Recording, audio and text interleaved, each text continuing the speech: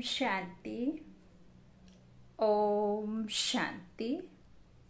ओम शांति। मुरली शुरू करने से पहले हम इस गीत को सुनेंगे।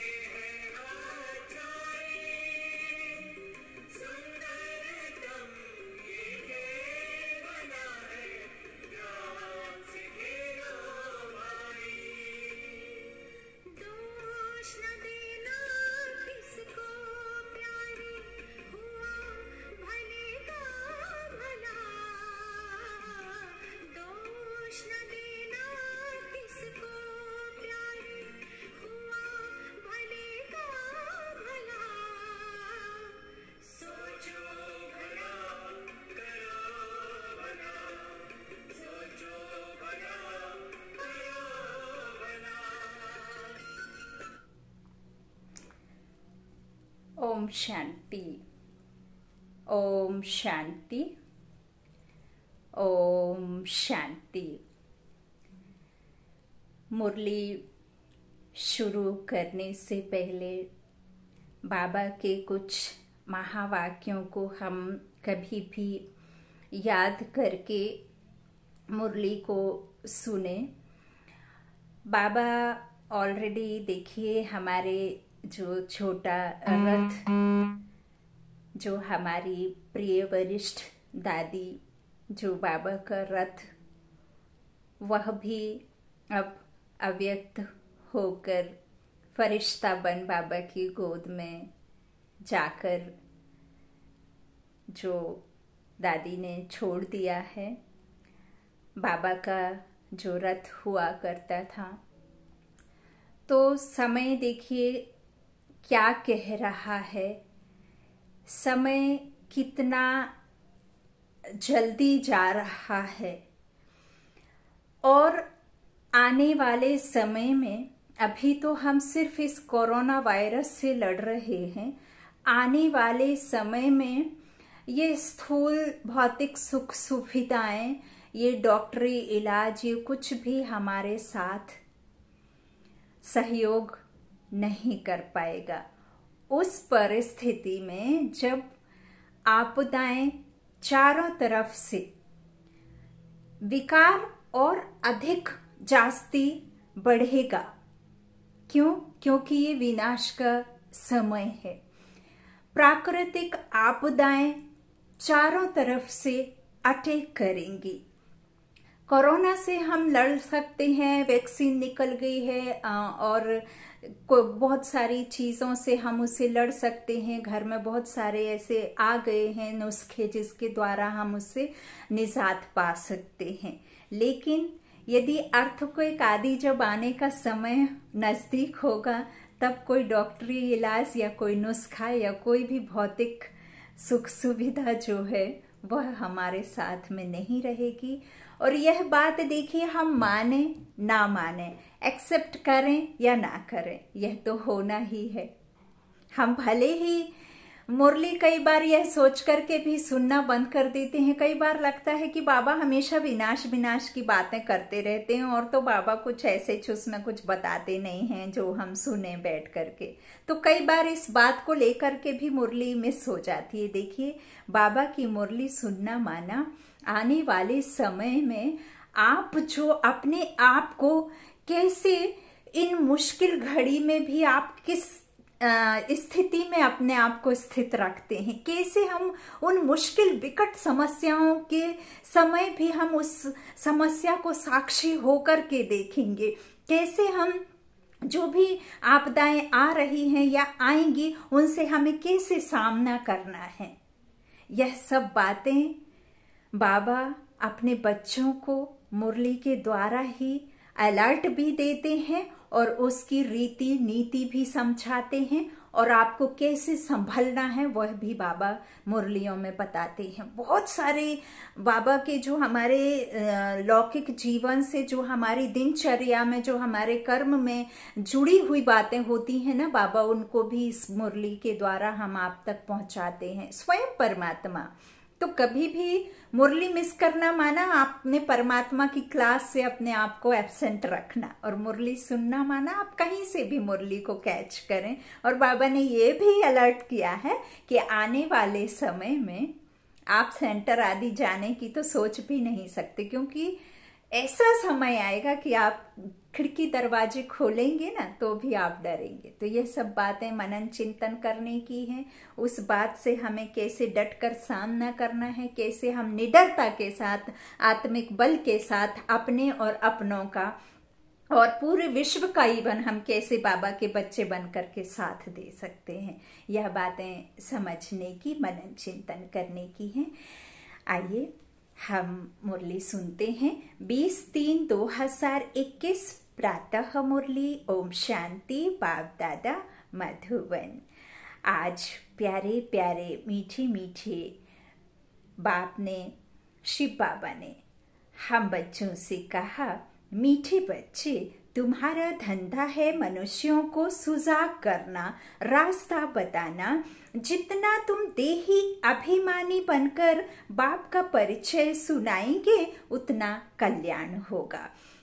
आज का प्रश्न है, गरीब बच्चे अपनी किस विशेषता के आधार पर साहूकारों से आगे जाते हैं? आज उत्तर में बाबा ने कहा कि गरीबों में दान पुण्य की बहुत श्रद्धा रहती है। गरीब भक्ति भी लगन से करते हैं, साक्षात्कार भी गरीबों को होता है। आपने देखा भी होगा, जब हम भक्ति काल में, भक्ति अभी भी जो भी करते हैं या जिनको भी आइडिया है जो करते हैं अभी भी, तो भक्ति काल में आपने देखा होगा, अब जैसे नवरात्रे आने वाले हैं तो नवरात्रे के समय पे आपने देखा होगा कैसे दिन रात बिना चप्पल के घूमते हैं, कितनी कठिन तपस्या भगवान की चाह में रख करके करते हैं। पेट पर मिट्टी डाल के, जवारे जिसे कहते हैं, वो डाल करके 21 दिन 9 दिन रखते हैं, व्रत रखते हैं, और कैसे कैसे जो है वो अपने भगवान की प्राप्ति के लिए कितनी अधिक मेहनत करते हैं। बिना पानी के, बिना निराहार व्रत रखते हैं, कोई फल खाकर रहता है, कोई मिल्क पीकर रहता है, कोई कैसे अपनी अपनी श्रद्धा अनुसार, लेकिन श्रद्धा के साथ मेहनत। तो बाबा कहते हैं कि जो गरीब होते हैं ना, वो भक्ति भी लगन से करते हैं, इसीलिए उनको साक्षात्कार भी। और आपने मैक्सिमम टाइम देखा होगा जब भक्ति काल में किसी के तन में कहते ना, देवी आ गई, जाइए पूछ लीजिए, उनको ये आ गए हैं, उनके अंदर में ये वाली देवी आई है, जाइए पूछ लीजिए, अपनी समस्या पूछ लीजिए। तो आपने कभी भी अमीर के तन में वो देवियों को देखा नहीं होगा। गरीबों के ही तन में आते हुए देखा होगा आपने। तो बाबा हमें यहाँ समझा रहे हैं कि भक्ति भी लगन से करते हैं और श्रद्धा भी रहती है, साक्षात्कार भी गरीबों को होता है। साहूकारों को तो अपने धन का नशा रहता है, पाप जास्ती होते इसलिए गरीब बच्चे उनसे आगे चले जाते हैं। आज का गीत है ओम नमो शिवाय। ओम शांति। तुम मात पिता हम बालक तेरे, हाँ परमात्मा के लिए कहते ना, तो यह तो जरूर परम पिता परमात्मा की महिमा गाई हुई है। बिना कुछ किए, बिना कुछ उनके द्वारा किए तो कोई महिमा क्यों गाएगा? जब तक उनसे कोई हमें प्राप्ति नहीं होगी, कुछ मिलेगा नहीं, कुछ हमने उनके द्वारा पाया नहीं होगा, तो यूं ही हम किसी की महिमा तो नहीं करेंगे। जरूर शिव से हमने कुछ पाया होगा, कुछ तो मिला होगा, तब तो हम परमात्मा की महिमा करते हैं। बिना किसी बात के तो कोई किसी को पूछता नहीं है, कोई किसी की महिमा करता नहीं। तो जरूर महिमा गाई हुई है तो जरूर कुछ किया होगा। यह तो क्लियर महिमा है, क्योंकि वह रचयिता है, पूरी सृष्टि का रचयिता। तो रचयिता पारलौकिक बाप को भी रचता कहा जाता है। लौकिक माँ बाप जो है, देखिए लौकिक माँ बाप भी बच्चे के रचयिता हैं, और पारलौकिक बाप को तो रचता कहा जाता है, क्योंकि वो सभी रचनाओं का एक ईश्वर, हाँ God is one, God is truth कहते हैं ना, तो वो एक है। पारलौकिक बाप को भी रचता कहा जाता है। बंधु सहायक बहुत महिमा गाते हैं, लौकिक बाप की इतनी महिमा नहीं है, इतनी महिमा नहीं है जितनी पारलौकिक पिता की है। परम पिता परमात्मा की महिमा ही अलग है, बच्चे भी महिमा करते हैं। ज्ञान का सागर है, नॉलेजफुल है, ज्ञान का सागर है और ज्ञान दाता भी है। सिर्फ सागर नहीं है, सागर तो अपने पास में इकट्ठा रखेगा, लेकिन ज्ञान दाता भी तो है। बिना दिए तो हम कुछ ले नहीं पाएंगे, तो उसे देने के लिए फिर ब्रह्मा तन का आधार लेना पड़ता है, क्योंकि हम जीव आत्माएं हैं, हमने शरीर को धारण किया है, तो हमें भी सुनने के लिए जब कर्मेंद्रियां चाहिए तो सुनाने वाले को भी तो कर्मेंद्रियां चाहिए होगी, तो वो अवतरण लेंगे, तो अवतरण लेकर के तभी तो हम मनुष्य आत्माएं सुनेंगे ना, नहीं तो कैसे समझेंगे। इसीलिए फिर परमपिता परमात्मा है ही ज्ञान का सागर, नॉलेजफुल है, उनमें सारा ज्ञान है। नॉलेज कोई शरीर निर्वाह की पढ़ाई का नहीं है। परमपिता परमात्मा जो हमें नॉलेज देते हैं वो कोई जॉब के लिए नहीं देते, कोई लौकिक जीवन को शरीर निर्वाह के लिए, या कोई ऐसी पढ़ाई नहीं कि आप जज की कुर्सी प्राप्त कर लेंगे या डॉक्टर वकील बन जाएंगे, वो वाला ज्ञान परमपिता परमात्मा के पास नहीं है। परमपिता परमात्मा के पास ज्ञान है हम आत्माओं का, और इस मनुष्य सृष्टि झाड़ का, इस आदि मध्य अंत के ड्रामा का, इस 84 का, जो आत्मा हमारा स्वदर्शन चक्रधारी है ना, आत्मा 84 का पाठ कैसे बजाती है, कैसे हम आत्माएं गिरते हैं, कैसे चढ़ती कला में, और कैसे हम सतोरजो तमो में, कैसे हमारा पाठ इस संसार में आकर के हम बजाते हैं। वह नॉलेज उस परमपिता परमात्मा के पास है, सदगति दाता, सर्वात्माओं का सदगति दाता। हाँ, तो यह नॉलेज है, कोई शरीर निर्वाह के लिए पढ़ाई नहीं कराते, उनको ज्ञान का सागर, नॉलेजफुल कहा जाता है। अब कहते हैं ना, ज्ञान बिना गत नहीं और ज्ञान बिना सदगति नहीं, तो कौन सा ज्ञान है जिसके बिना मनुष्यों की सदगति नहीं है? अब ऐसा तो नहीं है कि कोई डॉक्टरी पढ़ लेगा या कोई इंजीनियरिंग कर लेगा तो उस ज्ञान से हमारी सदगति हो जाएगी। या गांधी जी जो कहा करते थे, रघुपति राघव राजा राम, या उन्होंने अपना इस भारत देश के लिए अपना बलिदान दिया, तो उस बलिदान के द्वारा हमें सदगति हो जाएगी, ऐसा नहीं है। ये ज्ञान के सागर पिता के पास में जो ज्ञान है, उस ज्ञान प्राप्ति से हम आत्माएं पतित से पावन बनती हैं। हमारे आत्मा में जो विकार रूपी जंक चढ़ी हुई है, वो विकारों को निकालने की शक्ति परमात्मा में है, और किसी मनुष्य में यह नहीं है, यह नॉलेज है ना। और वो खुद का परिचय भी जब वो आते हैं तभी देते हैं, और कोई मनुष्य आत्मा उस परमात्मा का परिचय नहीं दे सकते, और वह भी जब तक ये कल्प पूरा नहीं होता, ये संगम नहीं आता, तब तक परमात्मा बंधा हुआ है, वो आ नहीं सकते। वो आते ही हैं संगम पर, हम आत्माओं का नॉलेज देने और खुद अपना नॉलेज देने। बाबा कहते हैं इस तरह से जो तो जरूर उनके पास ज्ञान है, परंतु कौन सा ज्ञान, यह समझने की बातें हैं। यह सृष्टि चक्र कैसे फिरता है उसका ज्ञान है, तो वही ज्ञान का सागर पतित पावन है। कृष्ण को कभी पतित पावन व ज्ञान का सागर नहीं कहते हैं। वो तो रचता बाप की रचना है, वो कृष्ण तो खुद ही इन परमात्मा के बच्चे हैं। हाँ, वो तो खुद यहाँ बैठ इनकी आत्मा, इनके शरीर की जो आत्मा है ब्रह्मा बाबा की, वही तो कृष्ण की आत्मा है। तो वही आत्मा तो यहाँ खुद बैठ करके पतित से पावन बनने की वो कर रही। तो वो बच्चा जो हम कह देते हैं जिसे भगवान, तो वो बच्चे के पास तो नॉलेज नहीं हो सकती, हाँ, क्योंकि वो तो यहाँ आकर के खुद नॉलेज ले रहे हैं, तो उन्हें पतित पावन नहीं कह सकते, ज्ञान का सागर नहीं। उनकी महिमा बिल्कुल न्यारी है, कृष्ण की महिमा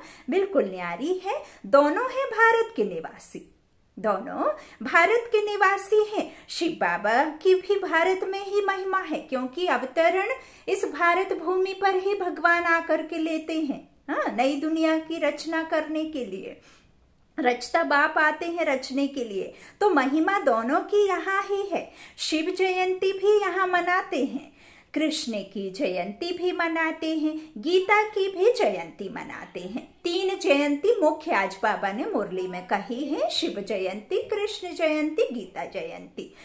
तो बाबा कहते हैं 3 जयंती मुख्य हैं। अब प्रश्न उठता है कि पहले जयंती किसकी हुई होगी, पहले किसकी हुई होगी। तो बाबा कहते हैं जो शिव की या कृष्ण की हुई होगी।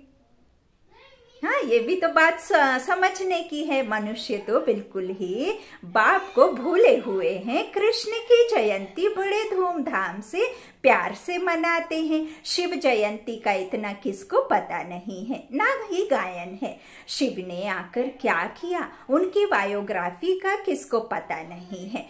कृष्ण की तो बहुत बातें लिख दी हैं, कृष्ण की बातें बहुत लिख दी हैं। गोपियों को भगाया, हाँ, 108 पटरानियां किया, ये किया वो किया, इस तरह से बता देते हैं ना। गोपियों को भगाया, यह किया। कृष्ण के चरित्रों की खास एक मैगजीन भी निकलती है। शिव के चरित्र आदि कुछ है नहीं। कृष्ण की जयंती कब हुई, फिर गीता की जयंती कब हुई। तो बाबा कहते हैं कृष्ण जब बड़ा हो तब तो ज्ञान सुनावे। कृष्ण बच्चा कैसे ज्ञान सुनावे, जब बड़ा हो तभी तो सुनावे। तो कृष्ण के बचपन को तो दिखाते हैं, टोकरी में डालकर पार ले गए। बड़ेपन का दिखाते हैं, रथ पर खड़ा है। जब उधर महाभारत की लड़ाई में खड़ा होता है तो रथ पर खड़ा है दिखाते, तो चक्र चलाते हैं, हाँ, सुदर्शन चक्र घुमाते हैं। तो 16-17 वर्ष का होगा। बाकी चित्र छोटेपन के दिखाए हैं।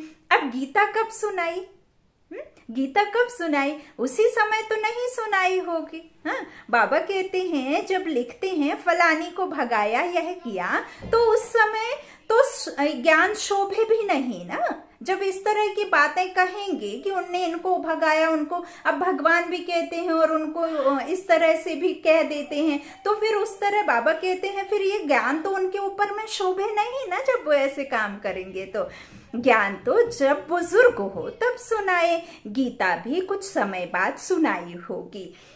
अब शिव ने क्या किया कुछ पता नहीं, अज्ञान नींद में सोए पड़े हैं। बाप कहते हैं मेरी बायोग्राफी का कोई पता नहीं है। हाँ, तभी तो फिर मूंझ जाते हैं। अब बाबा कहते मैंने क्या किया, मुझे ही पतित पावन कहते हैं। मैं आता हूँ, मैं यहाँ रहता नहीं हूँ, मैं आता हूँ, और तो साथ में मैं गीता ज्ञान भी लाता हूँ। कृष्ण तो भगवान नहीं है, गीता का ज्ञान दाता तो स्वयं शिव भगवान है। तो वो आते हैं तो साथ में गीता भी लाते हैं। मैं साधारण बूढ़े अनुभवी तन में आता हूँ। ब्रह्मदन में। शिव जयंती तुम भारत में ही मनाते हो। कृष्ण जयंती, गीता जयंती, यह 3 मुख्य हैं। राम की जयंती तो बाद में होती है, हाँ, चंद्रवंशी राज्य में होती है, तो राम की जयंती तो बाबा कहते हैं बाद में होती है। इस तरह इस समय जो कुछ होता है वह बाद में मनाया जाता है। जो इस समय होता है ना, सब बाद में मनाया जाता है। सतयुग त्रेता में जयंती आदि होती नहीं, वहां दरकार ही नहीं है ना।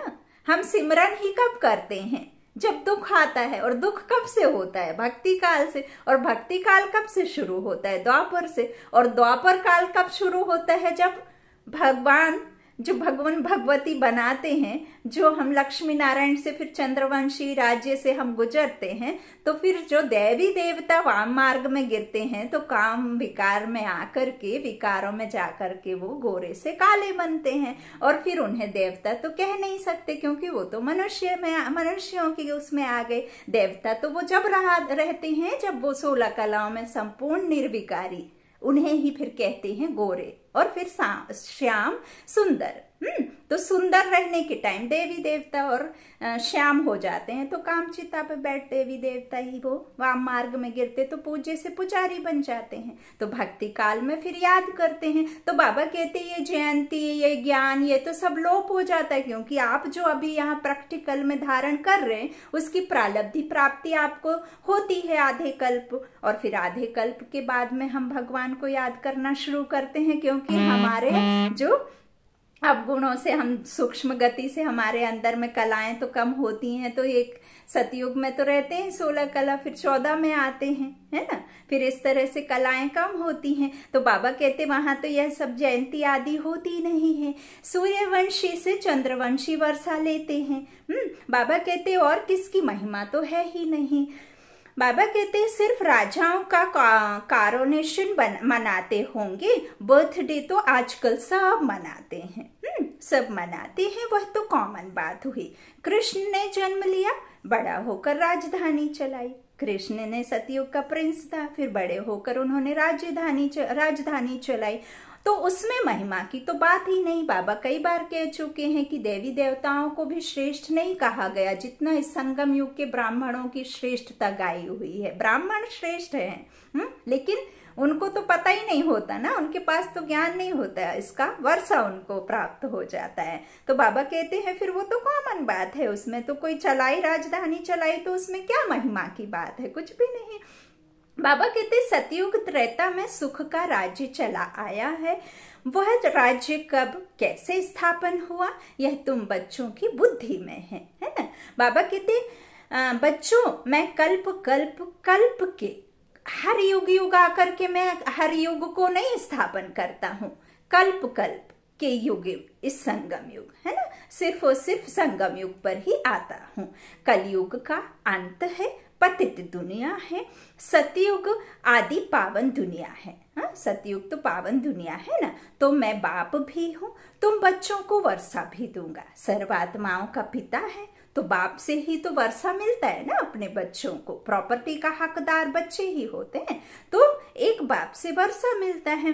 बाबा कहते हैं कल्प पहले भी तुमको दिया था, है ना, तो मैं तो बाप हूं ना, तो तुम बच्चों को तो दूंगा, वर्षा दूंगा। तुमको वर्षा दिया था इसलिए तुम मनाते आए हो, परंतु नाम भूल जाने से कृष्ण का नाम डाल दिया है। शिव बाबा का नाम भूल जाने की कारण से कृष्ण का नाम डाल दिया है। बड़े ते बड़ा कौन है? शिव है ना।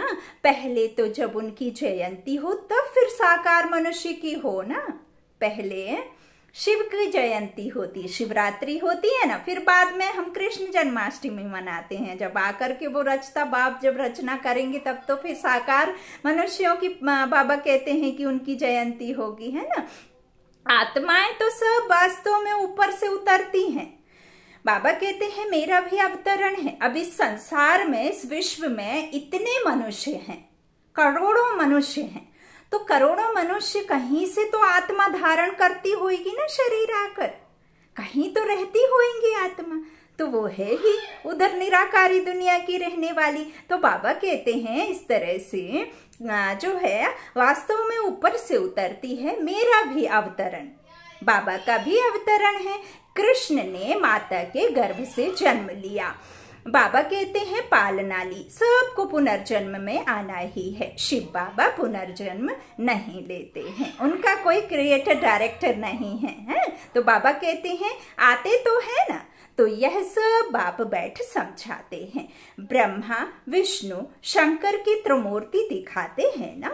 ब्रह्मा द्वारा स्थापना, क्योंकि शिव को तो अपना शरीर है नहीं, तो ब्रह्मा को भी यहाँ ही होना होगा इस पतित दुनिया में, उनके द्वारा ही फिर रचना होती है ना, ह्यूमन की तो सचखंड की रचना तो बाबा इनके द्वारा कराते हैं, तो यहाँ ही होना है ना। तो बाबा कहते हैं इस तरह से शिव बाबा तो पुनर्जन्म नहीं लेते हैं, आते हैं ना। तो यह सब बात बैठ बाप समझाते हैं। ब्रह्मा विष्णु शंकर, बाबा कहते हैं कि त्रिमूर्ति दिखाते हैं ना, तो ब्रह्मा द्वारा स्थापना, क्योंकि शिव को अपना शरीर नहीं, खुद बैठ यह सब बातें बताते हैं। बाबा कहते हैं इनके बूढ़े तन में मैं आता हूँ, यह अपने जन्मों को नहीं जानते हैं। ब्रह्मा बाबा भी अपने जन्मों को नहीं जानते हैं, स्वयं परमपिता परमात्मा ने ही उन्हें यह ज्ञान दिया है।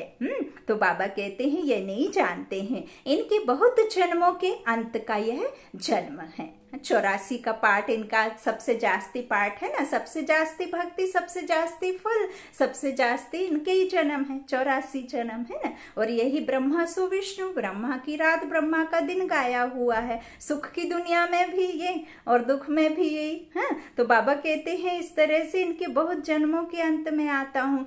तो पहले पहले समझाना पड़े, शिव जयंती बड़ी या श्री कृष्ण जयंती बड़ी। अगर कृष्ण ने गीता सुनाई तो गीता जयंती तो श्री कृष्ण के बहुत वर्षों के बाद हो सके, जबकि कृष्ण बड़ा हो, तो यह सब समझने की बातें हैं।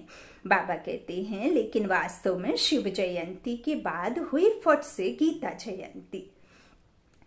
यह भी पॉइंट्स बुद्धि में रखनी है। पॉइंट्स तो ढेर हैं, बिगर नोट किए याद रह ना सके। पॉइंट्स तो बहुत है, बाबा कहते हैं बाबा इतना नजदीक है, उनका रथ है, वह भी कहते हैं सब पॉइंट्स समय पर याद ना आए, याद आ जाए मुश्किल है। रथ होते हुए भी बाबा कहते उनको भी मुश्किल है। बाबा ने समझाया है सबको दो बाप का राज समझाओ, दो बाप का राज समझाओ, जिनके तन में आते हैं और जो आते हैं, दो बाप का राज समझाओ। हम सब ये प्रजापिता ब्रह्मा मुख वंशावली, तो ऐसे ना एडॉप्टेड बच्चे, और एडॉप्ट करने वाला तो परमात्मा है, लेकिन इनके द्वारा एडॉप्ट किया तन तो चाहिए। तो बाबा कहते हैं इस तरह से दो बाप का राज समझाओ। शिव बाबा की जयंती मनाते हैं, जरूर आता होगा, जैसे क्राइस्ट बुद्ध आदि आकर अपना धर्म स्थापन करते हैं, तो वो तो धर्म स्थापन गुरु हुए ना। तो बुद्ध आदि आकर अपना करते हैं स्थापना, तो वह भी आत्मा आकर प्रवेश कर धर्म स्थापन करती है। शरीर से तो नहीं हो जाएगा ना, आत्मा करेगी आकर स्थापना। तो वह है हेवनली गॉड फादर, सृष्टि के रचयिता बाप। तो वह भी तो आकर के स्थापना करेंगे ना। तो बाबा कहते हैं सृष्टि के रचयिता है, तो जरूर नई सृष्टि रचेंगे, पुरानी थोड़े ही रचेंगे। नई सृष्टि को स्वर्ग कहा जाता है, अभी है नर्क। बाबा कहते हैं मैं कल्प कल्प के संगम पर आकर तुम बच्चों को राजयोग का ज्ञान देता हूँ। यह है भारत का प्राचीन योग। किसने सिखाया? शिव बाबा का नाम तो गुम कर दिया है, शिव बाबा का नाम तो गुम कर दिया है ना। एक तो कहते गीता का भगवान श्री कृष्ण और विष्णु आदि के नाम दे देते हैं। शिव बाबा ने राजयोग सिखाया था, किसको पता नहीं है। शिव जयंती निराकार की जयंती ही दिखाते हैं। वह कैसे आया, क्या आकर किया, वह तो सर्व का सदगति दाता लिबरेटर गाइड है।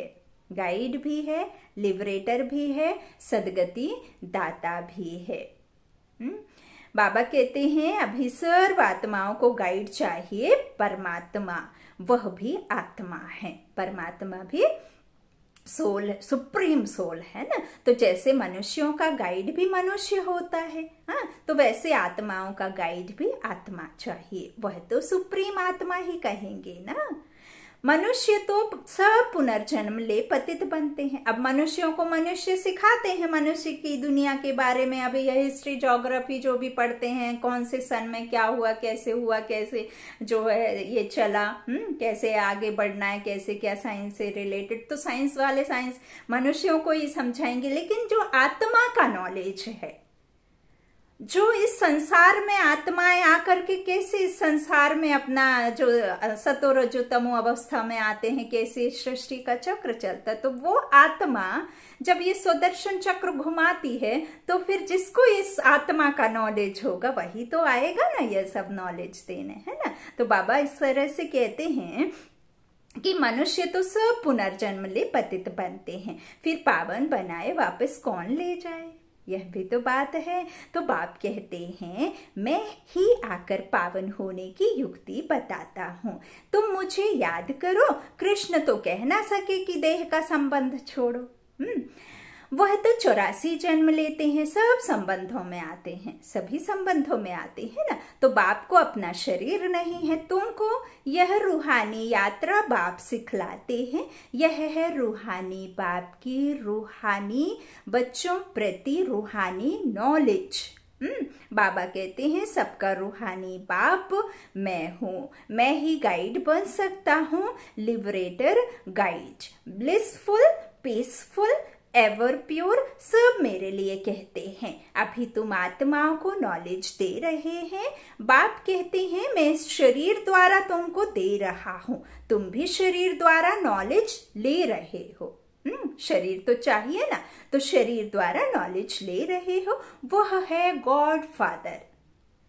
गॉड फादर कहते हैं ना, सब उसको गॉड फादर कहते हैं। तो फादर किसको कहेंगे? एक को ही कहते हैं ना, गॉड। तो बाबा कहते हैं इस तरह से जो गॉड फादर, उनका रूप भी बताया है। जैसे आत्मा बिंदी है वैसे परमात्मा भी बिंदी है। यह कुदरत है ना।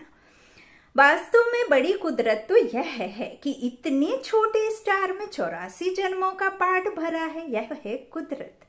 बाप का भी ड्रामा में पार्ट है। भक्ति मार्ग में भी तुम्हारी सर्विस करते हैं। तुम्हारी आत्मा में 84 जन्मों का पार्ट अविनाशी है। आत्मा तो अजर अमर अविनाशी है ना। बाबा कहते हैं इसको कहा जाता है कुदरत। इसका वर्णन कैसे करें? इतनी छोटी सी आत्मा है। यह बातें सुनकर वंडर खाते हैं। आत्मा भी स्टार मुआफिक 84 जन्म एक्यूरेट भोगती है। सुख भी वह एक्यूरेट भोगेगी आधे कल्प का। बाबा कहते हैं और इस तरह से यह है कुदरत। बाप भी है आत्मा, परम आत्मा।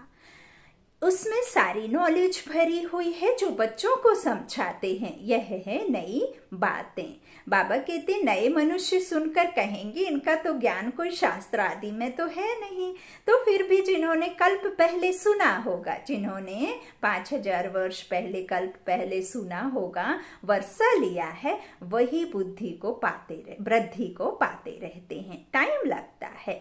बाबा कहते हैं इस तरह से प्रजा तो ढेर बनती है, वह तो सहज है। राजा बनने में मेहनत है, राजा बनने में मेहनत है। मनुष्य जो बहुत धन दान करते हैं तो राजाई घर में जन्म ले लेते हैं, है ना। गरीब भी अपनी हिम्मत अनुसार जो कुछ दान करते होंगे तो वह भी राजा बनते हैं। बाबा कहते जो पूरे भगत होते हैं वह दान पुण्य भी करते हैं। बाबा कहते इस तरह से साहूकारों से पाप जास्ती होते होंगे ना, तो गरीबों में श्रद्धा बहुत रहती है। बहुत प्यार से थोड़ा भी दान करते हैं तो बहुत मिलता है। गरीब भक्ति भी बहुत करते हैं। दर्शन दो नहीं तो कह देते कि हम गला काट लेंगे। आपने देखा ना कैसे उसमें टंग में छेद लेते हैं, शूल आदि छेदते हैं। तो क्या किसके लिए करते हैं वो? उनको सुख तो नहीं मिलता, उनको तो भगवान चाहिए होते हैं ना। तो बाबा कहते हैं इस तरह से फिर कहते भी हैं कि मुझे दर्शन दो नहीं तो फिर मैं गला काट लूंगा। तो इस तरह से साहूकार ऐसे नहीं करेंगे। साक्षात्कार भी गरीबों को होते हैं, वही दान पुण्य करते हैं। राजाएं भी बन सकते हैं, वह बनते हैं। पैसे वालों को अहंकार रहता है। पैसे जिसके पास जास्ती होते हैं तो वो सोचते हैं कि हम तो स्वर्ग में ही बैठे हैं, है ना। तो यहाँ भी गरीबों को 21 जन्म का सुख मिलता है। गरीब जास्ती है, साहूकार पिछाड़ी में आएंगे, तो भारत जो इतना ऊंच था सो फिर इतना गरीब कैसे हुआ। बाबा कहते हैं तुम समझते हो, अर्थक्वेक आदि में सब महल आदि चले जाएंगे तो गरीब हो जाएगा। रावण राज्य होने से हाहाकार हो जाता है, तो फिर ऐसी चीजें रह ना सके। हर चीज की आयु तो होती है ना। वहां जैसे मनुष्यों की आयु बड़ी होती है वैसे मकान की भी आयु बड़ी होती है। सोने के मार्बल के बड़े बड़े मकान बनते जाएंगे, सोने के तो और ही मजबूत होंगे। बाबा कहते नाटक में भी दिखाते हैं ना, लड़ाई होती है, मकान टूट फूट जाते हैं फिर बन जाते हैं। उन्हों की बनावट ऐसी होती है। बाबा कहते हैं यह जो स्वर्ग के महल आदि बनाएंगे ऐसे तो नहीं दिखाएंगे कि मिस्त्री लोग कैसे मकान बनाते हैं। हाँ, समझते हैं वही मकान होंगे, आगे चल तुमको साक्षात्कार होगा, ऐसा विवेक कहता है। इन बातों से बच्चों का ताल्लुक नहीं है। बच्चों को तो पढ़ाई पढ़नी है, स्वर्ग का मालिक बनना है। स्वर्ग और नर्क अनेक बार पास हुआ है, ये कोई नई बात नहीं है। जो हो गया सो हो रहा है, और जो आने वाला है वह भी बीता हुआ है ना। तो बाबा कहते हैं ये कोई नई बात नहीं है, अभी दोनों पास हुए हैं। बाबा कहते हैं अभी है संगम। तो इस तरह से अभी दोनों भी नहीं हैं। सतयुग में यह नॉलेज नहीं होगी, इस समय तुम बच्चों को पूरी नॉलेज है। लक्ष्मी नारायण को यह राज्य किसने दिया था अभी तुम बच्चों को मालूम है। बाबा कहते हैं इन्होंने यह वर्षा किससे पाया, यहाँ पढ़ाई पढ़कर स्वर्ग के मालिक बनते हैं, फिर वहां जाकर महल आदि बनाते हैं। सर्जन भी बड़े बड़े हॉस्पिटल बनाते हैं ना। तो बाबा कहते हैं बाप तुम बच्चों को दिन प्रतिदिन अच्छी अच्छी पॉइंट्स सुना रहे हैं। तुम्हारा धंधा ही है मनुष्यों को सुजाग करना, रास्ता बताना। जैसे बाप कितना प्यार से बैठ समझाते हैं, मीठा, इसीलिए तो बाबा मीठा मीठा मीठा मीठा कह के थकते नहीं है ना। तो बाबा कहते हैं कितना प्यार से बैठ समझाते हैं। देह अभिमान की दरकार नहीं है। बाप को कभी देह अभिमान नहीं हो सकता। तुमको मेहनत सारी देही अभिमानी होने में लगती है। बाबा कहते हैं जो देही अभिमानी बन बाप का बैठ परिचय देते हैं, गोया बहुतों का कल्याण करते हैं। बाबा कहते हैं पहले देह अभिमान आने से फिर और विकार आते हैं। लड़ना झगड़ना नवाबी से चलना देह अभिमान है। भल अपना राजयोग है तो भी बहुत साधारण रहना है। थोड़ी चीज में अहंकार आ जाता है। घड़ी फैशनेबल देखी तो दिल होगी यह घड़ी पहने, ख्याल चलता रहेगा। इसको भी देह अभिमान ही कहा जाता है। अच्छी ऊंची चीज होगी तो संभालना पड़ेगा, गुम होगी तो ख्याल होगा। अंत समय कुछ भी याद आया तो पदभ्रष्ट हो जाएगा। यह देह अभिमान की आदतें हैं। बाबा कहते फिर सर्विस बदले डिससर्विस भी जरूर होगी। बाबा कहते हैं बाबा कहते हैं कि तुमको बाबा ने देह अभिमान बनाया है। तो इस तरह से फिर देखते हो बाबा कितना साधारण चलते हैं। हर एक की सर्विस देखी जाती है। महारथी बच्चों को अपना शो करना है, महारथियों को ही लिखा जाता है तुम फलानी जगह जाकर भाषण करो। एक दो को बुलाते हैं। बाबा कहते हैं लेकिन बच्चों में देह अभिमान बहुत रहता है। भाषण में भल अच्छे हैं परंतु आपस में रूहानी स्नेह नहीं है, एक दूसरे को खींचने की, जो बाबा कहते हैं ना, साक्षी होकर के नहीं देखते हैं एक दूसरे का पाठ। किसी को ज्यादा पूछ लिया तो फिर नाराज हो जाते हैं। इसीलिए कहते हैं पूछ बंदर की नहीं, पूछ हम इंसानों की है। मान लीजिए सेंटर में बैठे हैं, सामने वाली टीचर बहन ने आपको पूछ लिया और 4 लोगों को छोड़ दिया तो वो 4 लोगों को लगेगा कि मुझे नहीं पूछा। हाँ, पूंछ किसकी होती है? तो बाबा का तो ये तो ज्ञान किसका है? ईश्वरीय ज्ञान है। जो देने वाला है वो तो मात्र निमित्त है। ये तो ईश्वरीय के महावाक्य हैं। तो इसमें देह व अभिमान आ जाता है ना। बाबा कहते हैं इस तरह से रूहानी स्नेह नहीं है। हाँ, तो देह अभिमान लून पानी बना देता है। लून पानी अर्थात नमक पानी बना देता है। शक्कर पानी अर्थात बाबा कहते हैं लून पानी बना देता है ना। शीर पानी जो कहते हैं ना, वो नहीं। तो बाबा कहते हैं कि देह अभिमान लून पानी बना देता है। कोई बात में झट बिगड़ पड़ना यह भी नहीं होना चाहिए। हा? तो इसलिए बाबा कहते हैं कोई को भी पूछना है तो बाबा से आकर पूछे। कोई कहे बाबा आपको कितने बच्चे हैं? तो कहूंगा बच्चे तो अनगिनत है, परंतु कोई कपूत तो कोई सपूत अच्छे अच्छे हैं। ऐसे बाप का तो फरमानबरदार वफादार बनना चाहिए ना, है ना। अच्छा, बाप दादा का याद प्यार ले लीजिए। मीठे मीठे सीखी लाधे बच्चों प्रति माता पिता बाप दादा का याद प्यार और गुड मॉर्निंग। रूहानी बाप की रूहानी बच्चों को नमस्ते। हम रूहानी बच्चों की रूहानी माता पिता बाप दादा को याद प्यार और गुड मॉर्निंग स्वीकार कीजिए। शुक्रिया बाबा, मीठे बाबा, प्यारे बाबा, सबका साथी सबका सहारा मेरा बाबा। धारणा के लिए मुख्य सार है। पहला बाबा ने कहा देह अभिमान में आकर किसी भी प्रकार का फैशन नहीं करना है, जास्ती शौक नहीं रखने हैं, बहुत बहुत साधारण होकर चलना है। दूसरा, आपस में बहुत बहुत रूहानी स्नेह से चलना, कभी भी लून पानी नहीं होना है। बाबा का सपूत बच्चा बनना है, अहंकार में कभी नहीं आना है। आज का वरदान बाबा ने दिया, समर्पणता द्वारा बुद्धि को स्वच्छ बनाने वाले सर्व खजानों से संपन्न भव। ज्ञान का श्रेष्ठ समय का खजाना जमा करना व स्थूल खजाने को 1 से लाख गुना बनाना अर्थात जमा करना। इन सब खजानों में संपन्न बनाने का आधार है स्वच्छ बुद्धि, सच्ची दिल। बाबा कहते स्वच्छ बुद्धि और सच्ची दिल। लेकिन बुद्धि स्वच्छ तब बनती है जो बुद्धि द्वारा बाप को जानकर, बाप को जानना, बाप को जानकर उसे बाप के आगे समर्पण कर दो। शूद्र बुद्धि को समर्पण करना अर्थात देना ही दिव्य बुद्धि लेना है। आज का स्लोगन है एक बाप दूसरा ना कोई। इस विधि द्वारा सदा वृद्धि को प्राप्त करते रहो। आज का स्लोगन है एक बाप दूसरा ना कोई। इस विधि द्वारा सदा वृद्धि को प्राप्त करते रहो। बाबा बहुत मीठा है, बहुत प्यारा है और